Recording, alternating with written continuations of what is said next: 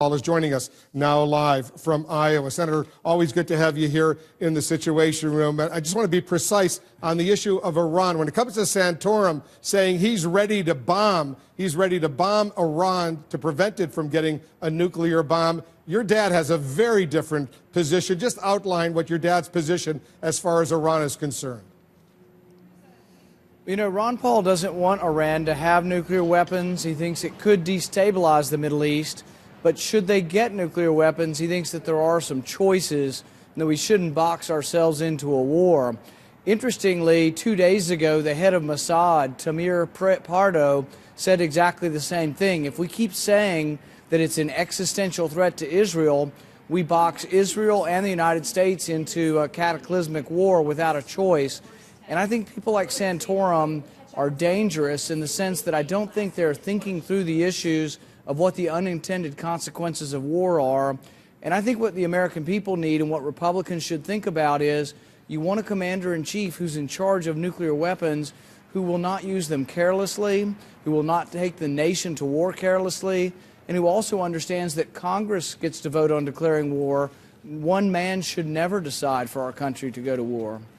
When you heard Newt Gingrich, the former Speaker of the House, tell me last week that if your dad got the Republican presidential nomination, he couldn't vote for him, what was your reaction? I guess the thing is that I'm worried about the rest of the nominees in the sense that I don't want to have a commander-in-chief who would recklessly take us to war. So when they say Ron Paul's dangerous, I think completely the opposite. I think what would be dangerous would be to have a commander-in-chief who is reckless, who would take us to war. Interestingly, they try to paint Ron Paul's position as outside the mainstream. The three previous heads of the U.S. Central Command, General Zinni, Abizaid, and Fallon, all have warned against a preemptive attack. Meyer Dagan, the former head of Mossad, has warned against a preemptive attack. People think Israel is this monolithic body of people that all want the same thing.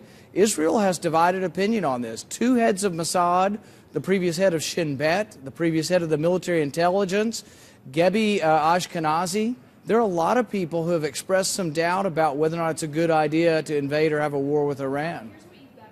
You know, some of these latest ads that your dad's campaign is doing in Iowa, one of them suggesting Mitt Romney is really a liberal. Do you consider Mitt Romney, the front runner, together with your father right now, a liberal?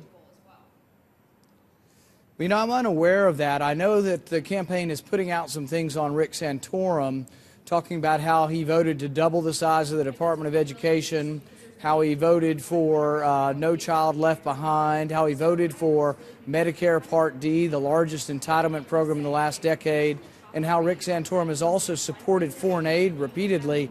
You know, I came from the Tea Party movement. I don't know any conservative Republican or any Tea Party member who thinks that foreign aid is a good idea when we have this massive debt. And Rick Santorum, I don't think, has ever voted against foreign aid.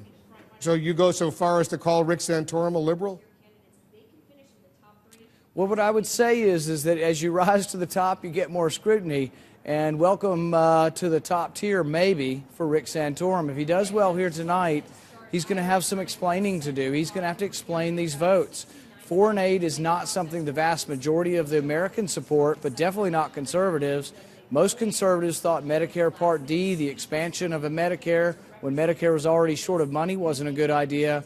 And most good old Reagan conservatives think we should be eliminating the Department of Education, not doubling it in size. So Rick Santorum on a lot of economic issues has been, I think, most charitably described as a moderate, but you could say a moderate to liberal. Look, he supported Arlen Specter, not only for Senate, but for president. He supported him against Pat Toomey, who most of us think of as a good conservative. So I think these are choices that show that really Rick Santorum running as a conservative may not be all it's cracked up to be.